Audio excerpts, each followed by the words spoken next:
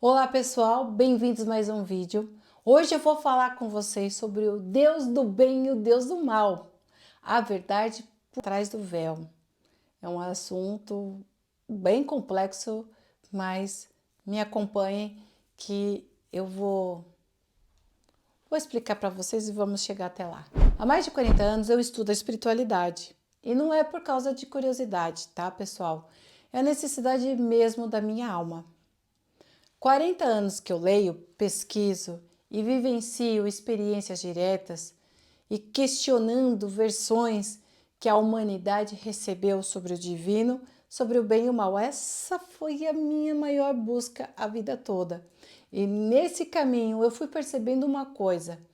As histórias que nos contaram sobre Deus e sobre o inimigo de Deus e sobre a origem da humanidade, elas não começam com a Bíblia. Elas são muito mais antigas do que vocês imaginam. Elas já existiam lá nas terras antigas da Mesopotâmia, nas tábuas de argila dos Sumérios, dos Acádios e também dos Babilônios. E esses povos deixaram mitos incríveis, complexos, cheios de deuses, guerras e principalmente de criações do homem. É aí que vocês vão entender os nomes Anu, Enlil, Enki e Marduk. Esses nomes eles aparecem nos textos como Enuma Elish, que é considerado por muitos historiadores uma das mais antigas. Assim, eu acho que é dos mais antigos relatos da criação que a gente tem da humanidade, tá? É o mais antigo que a gente tem. Mas na minha leitura espiritual, há um paralelo claro entre as histórias antigas e os textos hebraicos que vieram depois. E esses textos que deram origem ao que chamamos hoje de Antigo Testamento.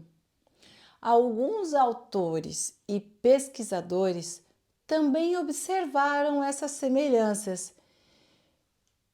Não para desmentir fé nenhuma, tá? A gente não tá aqui para polemizar. Mentira, só um pouquinho.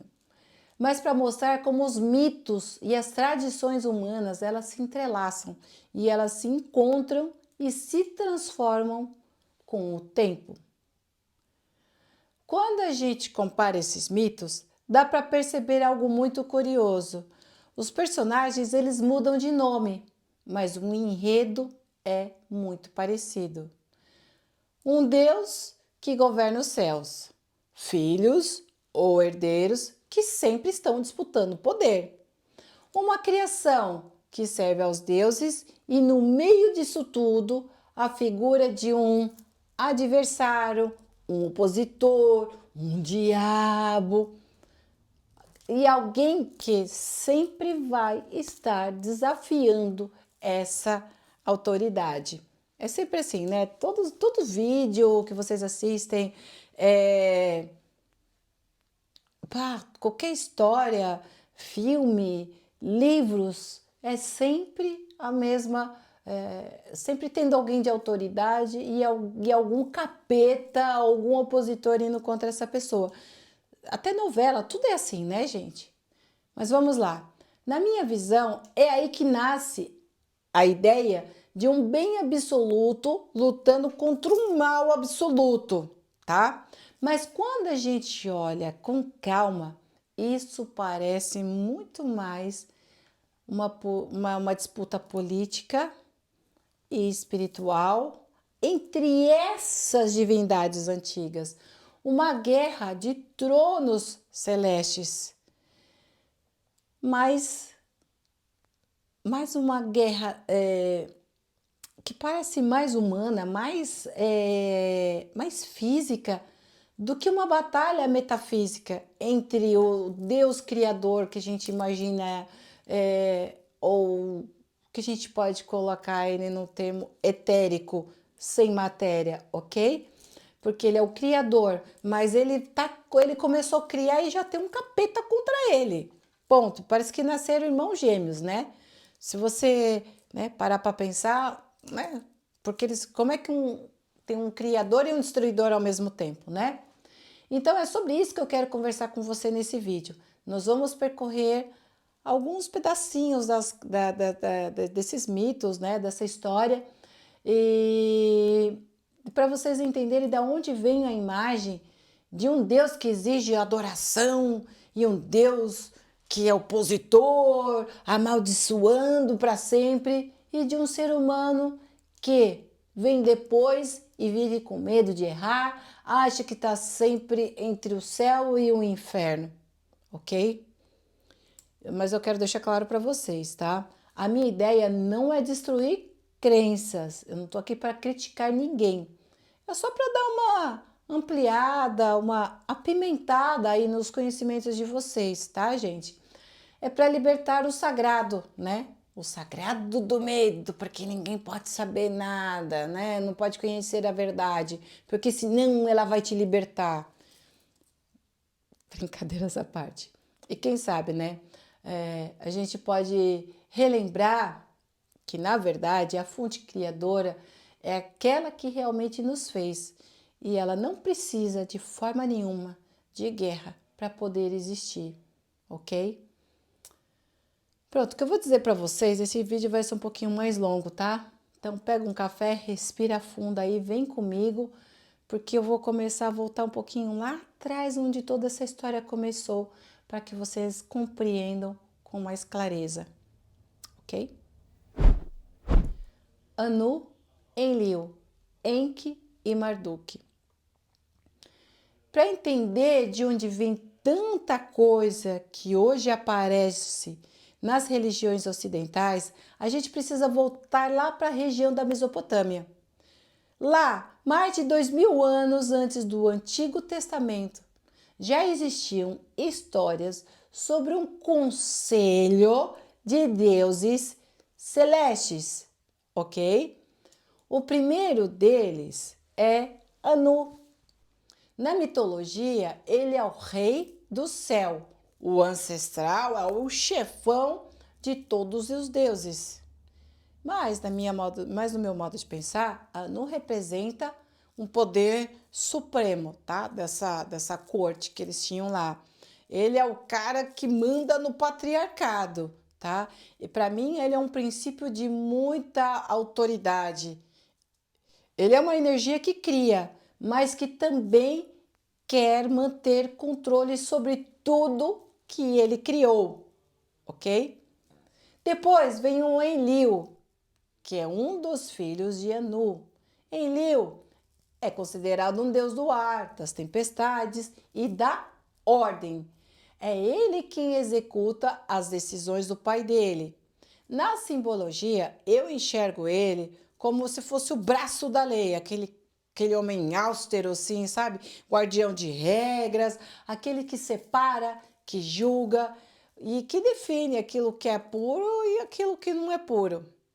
Vocês percebem a semelhança com a ideia superior de um Deus legislador das escrituras hebraicas, que vem lá de trás? Tá entendendo? Essa legislação, essas regras todas que eram criadas lá atrás, na minha visão, o Deus que põe a Bíblia não é o Deus que vocês estão achando. Mas vamos lá que eu não quero confundir vocês. O outro filho de Anu é Enki. Ele também é chamado de Ea. Ele é um deus das águas, da sabedoria e da criação, tá? Ele era um grande geneticista, tá, gente? Nos mitos, é Enki que se compadece da humanidade. Ele ensina, ele transmite conhecimento e, na minha visão, ele representa uma consciência que desperta, que ensina. Ele tem um aspecto mais divino que quer libertar o ser humano e não o contrário, que é dominar. E finalmente surge Marduk, que é filho de quem? De Enki. Aí nos textos babilônicos, Marduk é descrito como um jovem deus que enfrenta os antigos e derrota a deusa primordial Tiamat. e assume os tronos do céu. E ele se torna o Senhor dos deuses, o novo chefe do panteão. Mas na minha leitura, essa ascensão de Marduk simboliza o momento em que a sabedoria vira ambição. O desejo de criar se transforma em um desejo de mandar. É essa mesma virada que a humanidade continua repetindo. O conhecimento usado para sempre dominar o outro, mas nunca para libertar. Vocês estão entendendo aonde eu estou querendo chegar? Porque quando eu leio o Enuma Elish, eu vejo a base de uma estrutura que depois se repete em muitas e muitas tradições. De um Deus que é supremo, exigindo uma adoração, e um trono que ele tem, que precisa de servos. E um inimigo inventado para justificar o poder de ser dessa austericidade, dele ser assim, já que ele tem que impor, ele tem que ter um inimigo para justificar o porquê que ele às vezes é um Deus mauzinho, vamos dizer assim, um Deus que pune, um Deus castigador, né? Que é o que a gente mais vê por aqui, gente. Tá percebendo? Mas vamos lá. É aqui que para mim também nasce um paralelo com os textos hebraicos que nós vamos chamar de Deus dos exércitos. Dos exércitos. Ele é Deus dos exércitos. Preste atenção. O mesmo tom que ele tem de ciúme, de exigência, de exclusividade. Gente, isso não é coincidência, pelo amor de Deus.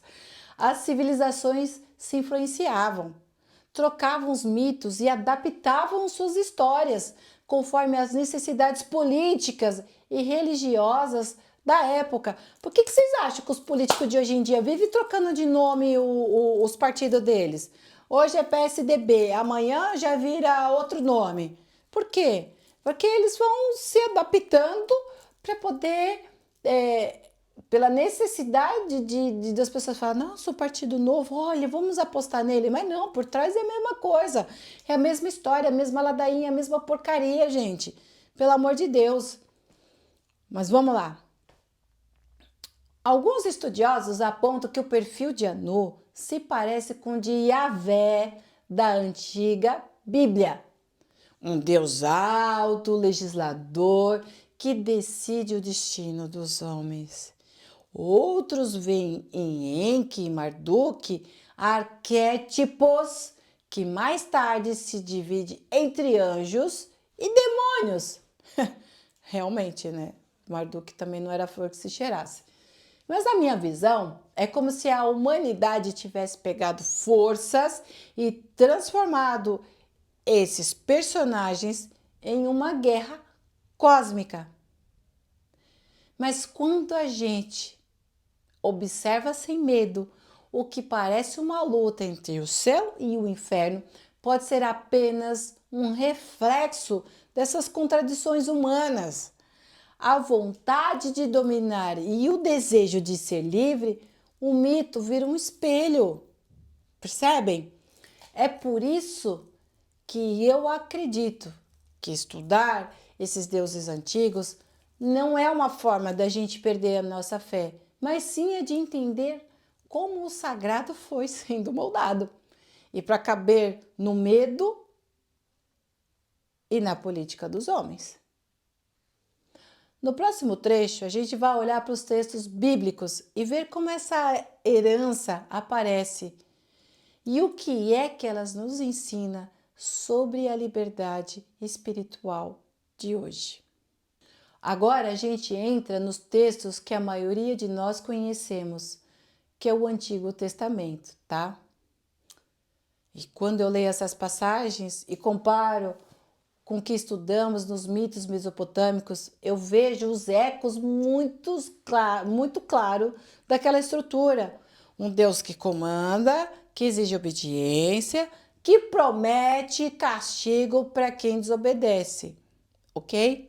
Então vamos lá que eu vou começar pelo primeiro exemplo, ó. Em Êxodo 20, o próprio Deus se apresenta como Deus zeloso e que castiga até a terceira e a quarta geração. Gente, pelo amor de Deus, ele é um Deus zeloso, tá? Que zela. O que é o zelar? Ele cuida, né? Mas se você não andou no prumo, até a terceira geração, que é inocente, a quarta geração paga pelo erro dos outros. Olha, Deus maravilhoso esse. Em Deuteronômio 7, há ordens para destruir povos inteiros. Gente, um Deus criador que dá ordens para destruir povos inteiros. Hello? O que é isso? Em Números 31, o povo é instruído a guerrear, a tomar posse e eliminar inimigos. Em 1 Samuel aparece a frase: vai e destrói Amaleque e não poupes ninguém.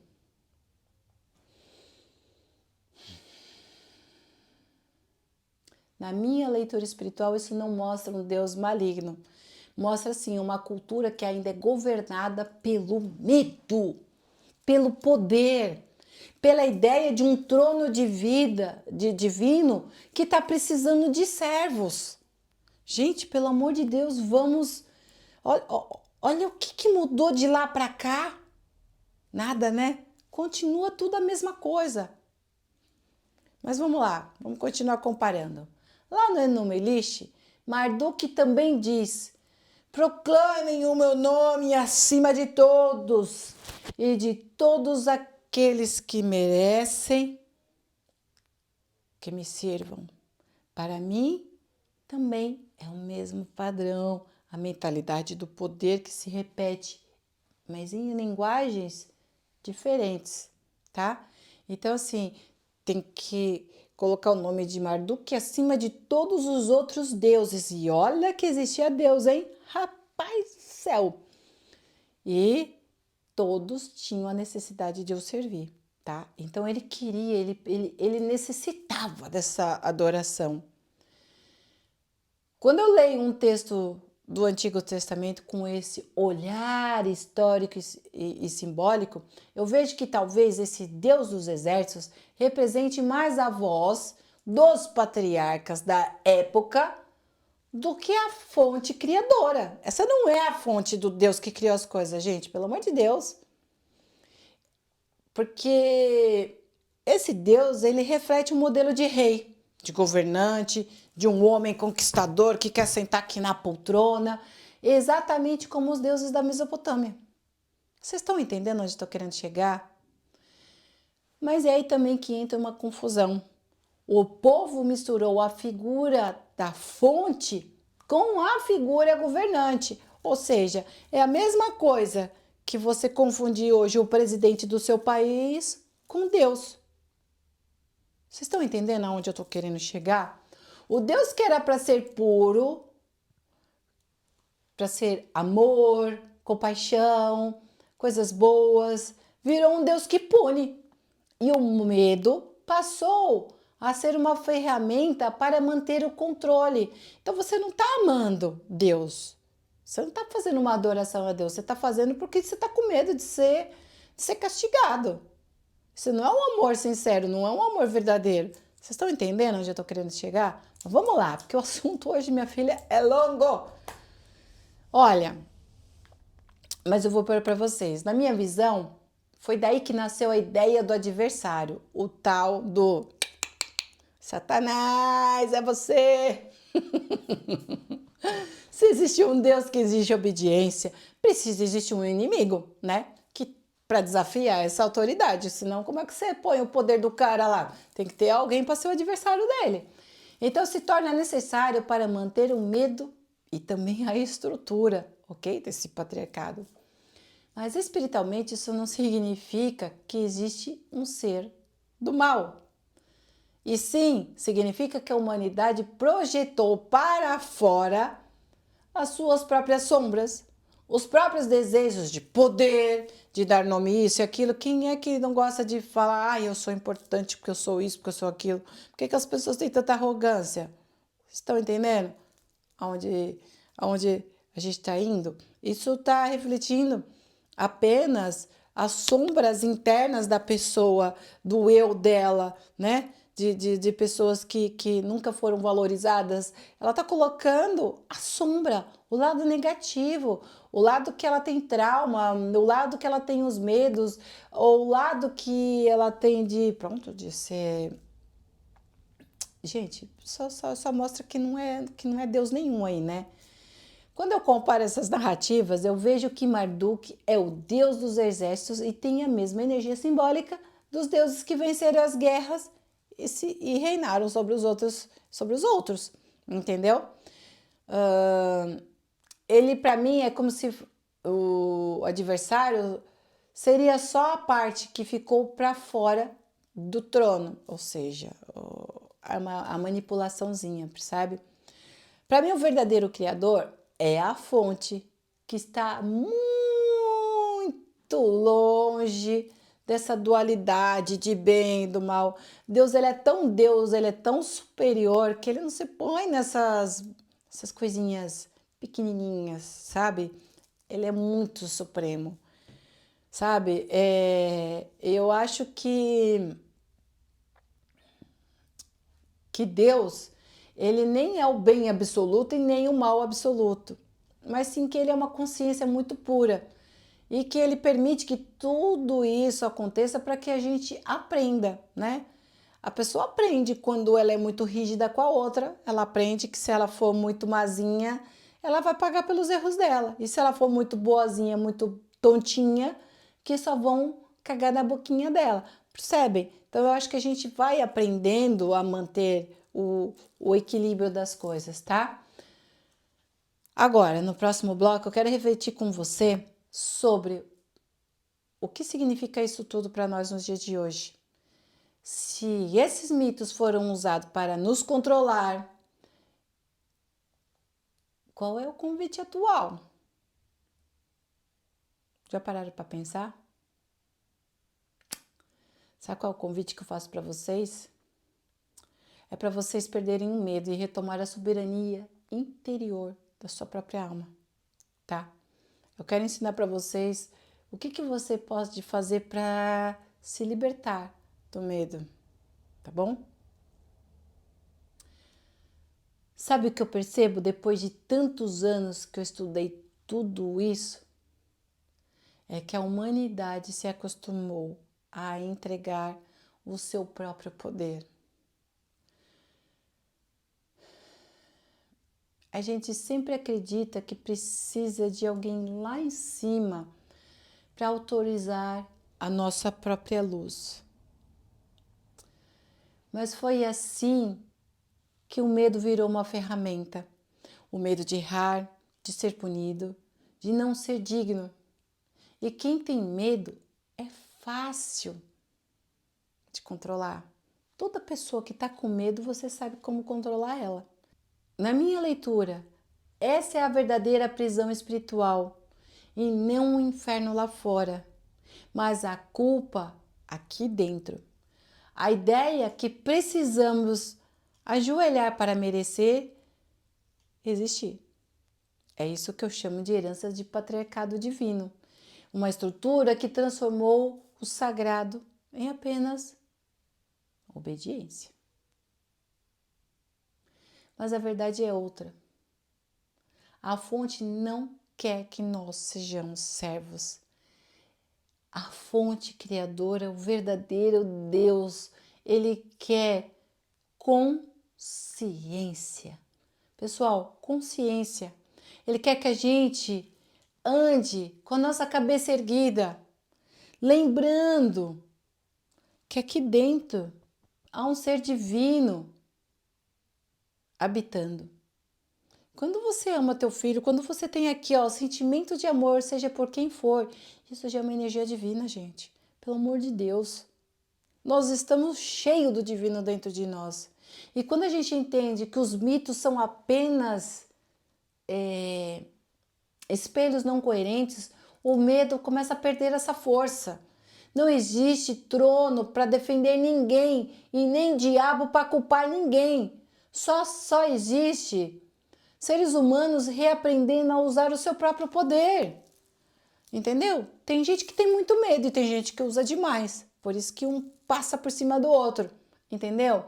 Então, assim, o meu convite é vocês olharem, parar de repetir histórias de obediência. Pergunte, duvide, sinta, volta para a sua verdade. Porque o que se reconecta com a sua própria luz não precisa de intermediários. Não precisa de uma salvação que é prometida. E sim, você se torna livre, porque isso assusta quem vive do controle. O tempo do medo acabou. Acabou. Agora é tempo de você viver a sua soberania interior. Tempo de lembrarmos que o verdadeiro poder é o da consciência desperta.